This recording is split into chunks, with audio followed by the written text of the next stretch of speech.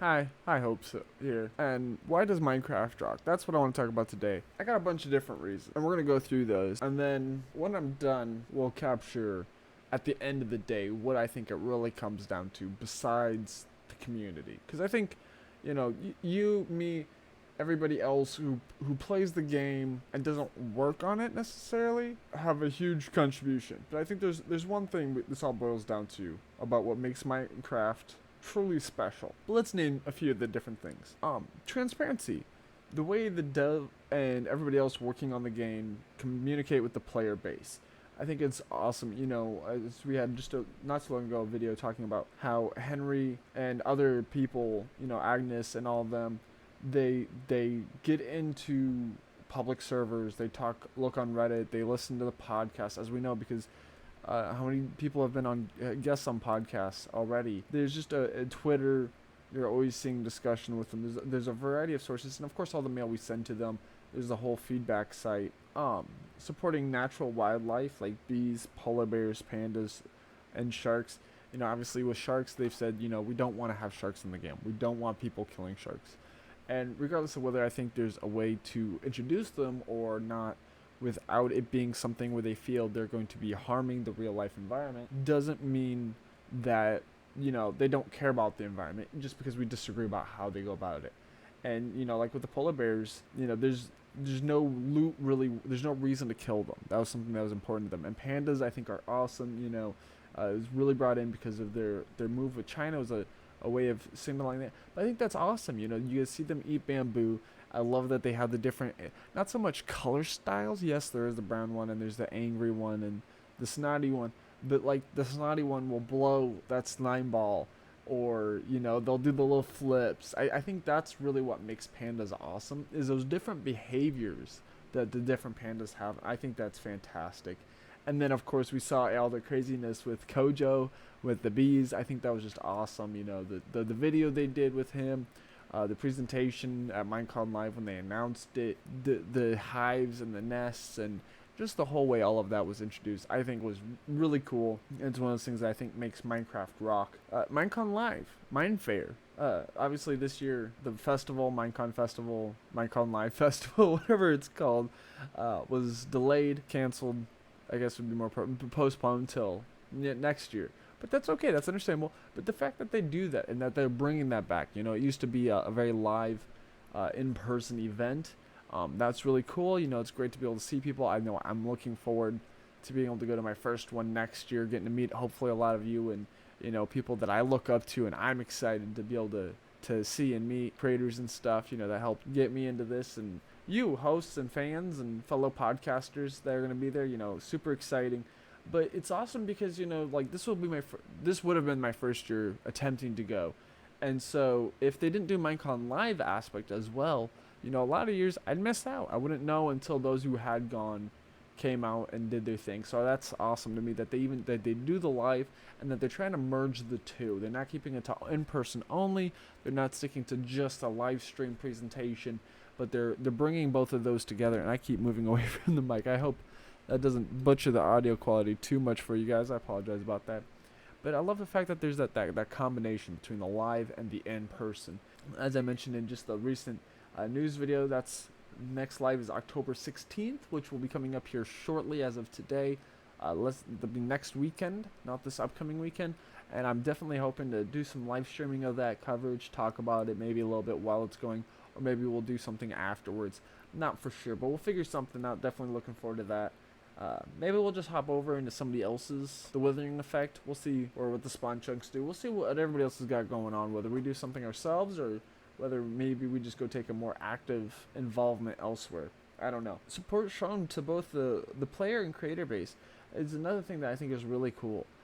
I know sometimes it creates some heat, like last year with the mob vote, with Dream encouraging his fan base to vote a certain way, but I don't know exactly what he did or exactly everybody's issue. But I know, like, prior to that with Jelly, Good Times with Scar, they had to vote for submit your cat, and your cat can get it. And a lot of people are upset with Scar because he's got a following. I don't know that he necessarily asked anybody to vote for Jelly one way or another. And that, my understanding is that's a big part of what the issue with Dream is.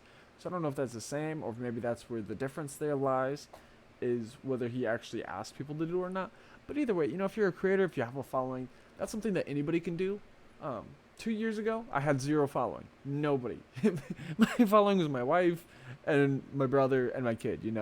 If they had questions about Minecraft, they'd ask me. That was pretty much it. Maybe a few people in my friend circle at work or whatever that know that I play, they might ask me. But nobody was coming to me. Nobody was listening to what I had to say outside of family and friends. But now, up on just a little over a year later, I've got almost 60 people who are listening to this podcast. We've got 9 subscribers over on YouTube that we've recently done. We have a handful of followers on Twitch, sorry, that we do. You too, you can become a creator. You can build that following, build that audience, and have that sway if you want to try to get your stuff in. I think it's awesome that Jelly's in. I love that we get to do these mob votes and stuff.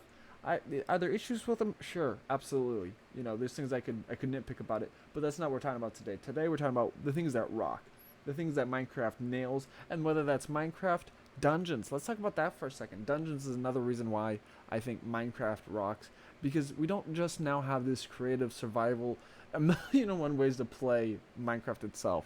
That's a whole nother topic we'll rant into, I'm sure. But real quick, going back to Dungeons, it's another way to play and enjoy the game. It's another style of the Minecraft universe being explored, lore being developed, and ways to interact with that. Beyond that, if you want to get away from video games, you can sit at the table and you can play Minecraft with the Builders and Biomes and Builders board game. I'm super excited for it and hoping to get for, if you guys can hear that, but that's my buddy Milo. Come over, Milo? This is my buddy Milo, my tubby buddy. He wanted some lovin's, so say hi. But anyway, sorry, we got distracted. Dungeons is another wonderful way. We talked about the board game. I haven't played it yet. I'm super excited to. With Dungeons, there's free stuff and content. With Dungeons, there's free content. There's free updates. With Bedrock, there's free marketplace items and skins and maps and stuff that they give away. Java, all the extras are free. You can do Patreon to support the development of it, and early access, beta, things of that nature. But it's all completely free. They don't make anything off of that except for, whatever donations and stuff people are willing to give. So, the fact they allow that, the fact that they allow the modding, there's a group I want to talk to who've been modding Dungeons, I guess, pretty much from day one. That's super exciting. Those who work on the game, most of the devs and stuff, they play the game. They've got long-term worlds. They've got, realms and servers that they play as a group. They all have their own personal. Folks like Slice Lime has a following on YouTube and streams and has his own server communities that he plays as well. So he really gets, that full variety of understanding of where the creator's coming from. They understand where the player's coming from. I'd asked about, another one I talk about is their ability to communicate. And it's not just with their communicate. They don't just communicate with big people like Pixel Rifts or Exuma Void or, even Prowl from Bedrock, Bedrock side of things. They talk to little people as well. I don't know how many times you can see devs talking to people that you probably have never heard of because they don't play a prominent role in the community. They're important. They're part of the community, but they're not somebody who's a face of the community. They're not, Doc M77.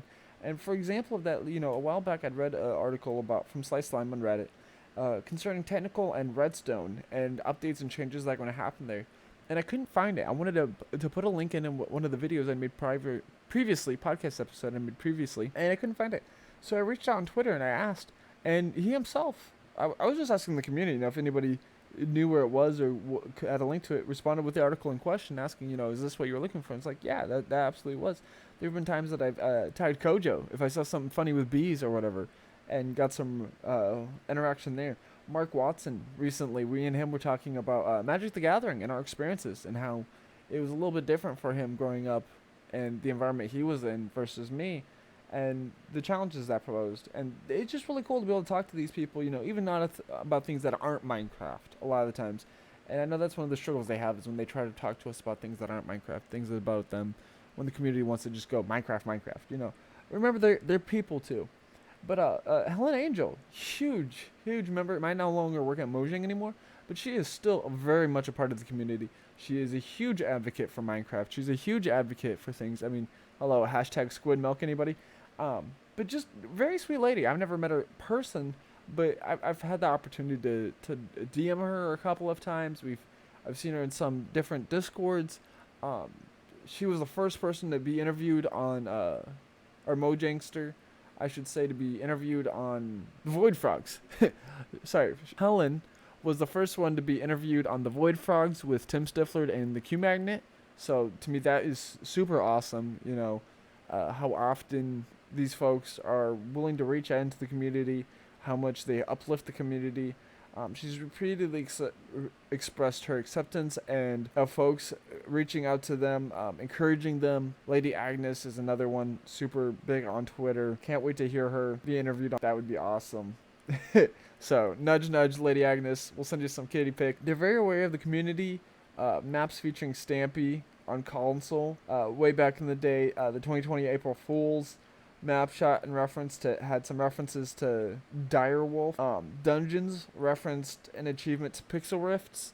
Pixel Rifts was doing the Barefist Steve thing, trying to no distance weapons, no swords, anything like that. He was just using his fist, so they included an achievement to that. Would rather delay a hyped feature than release an unfinished product. Example there would be Archaeology, The Deep Dark, and Candles, all to different extents. Archaeology was completely scrapped for this update. They didn't feel it was going to be done and polished in the best way. The Deep Dark, we didn't get any snapshots until it was much further developed. They felt they had a good starting point. We got some teasers, some pics and stuff, but nothing really to sink our teeth in. Not much understanding exactly how that's going to work and everything. And Candles, they weren't in the first betas. Hey, buddy, don't be doing that. But with Candles, they weren't right there in the first ones, and it took a little bit before we got to see those introduced. I think that's fantastic that, they make sure that everything is at a good working point before being released and put out there to us. They work together as one team, collaborating to make awesome maintenance and mountains and caves on both platforms. Nothing is done by just one person. I have a quote here. We work together as one team, collaborating to make awesome mountains and caves on both platforms. Nothing is done by just one person. And that's by Henrik Kneinberg in response to Prowl asking who made Bedrock Mountains. And I think that's just another example of why Mojang rocks, why Minecraft rocks, why this community rocks, is that collaboration. Nothing is done by an individual. It's all done together. You can see that in the Java side with the modding community, Forge, Sponge, Lucky Perms. A lot of this is stuff that I'm recently looking into. Like I said in the last video, I've started a server. I'm trying to learn about that side of Minecraft and getting involved there, and just how many different things stack on top of one another. And one person comes along, makes a foundation, maybe they pass it along, maybe somebody makes a fork of it, whatever the case may be. It's a lot of collaboration and interaction there together. While most, at least the few we see publicly, are amazing, but one of my favorite things is the dev-player communication. Whether it's, like I said, articles from like Slice Slime on Reddit about how they were going to tweak things with Redstone. Things might break, but it's not intentional, it's not deliberate, it's just a side effect of them trying to improve it, trying to streamline the process, and to be patient, and things will be fixed. And we've seen that. Prowl with his threads on spawn radius being reduced on Bedrock. He's always communicating there, and a lot of times you'll see responses, especially with his parody updates. That's the big thing he's been doing lately. My quote here: I've watched videos by people with 3 subscribers, King B Dogs, again proving that you don't have to have a huge audience. You don't have to be a big person, a big creator, for them to hear you and take notice of you. And he's been on every podcast I can think of doing an interview. At least all the big ones. I haven't had anybody on for a formal interview. I had that small one with Conniption Fit a while back. But I want to do more stuff like that, and I look forward to being able to talk to some of these developers myself. But to me, that's one of the big things. The Withering Effect, the Void Frogs, the Spawn Chunks, all of them have had developers, Mojangsters. I want to say like Helen Angel, for example, earlier. She's not a dev, but people from within the community. This Wednesday, the Withering Effect recently had a lady on. I want to say off the top of my head, Laura. Big work in Dungeons. Excited to hear about that. I'll let you guys know a little bit more about that once I've listened to it. But yeah, I find it very frustrating when I see comments about the devs not listening to people, or glad when people say they quit, or sending them hate messages, or whatever the case may be. So to answer the question of why does Minecraft rock and what can sum that all up, if you haven't figured it out yet, the answer is really simple. It's Mojang. It's the people who make the game. It's the people who interact with us every day on Twitter, the ones who are working every day to put the code in, to do the marketing, to do the sales, to do the graphic design, Japa.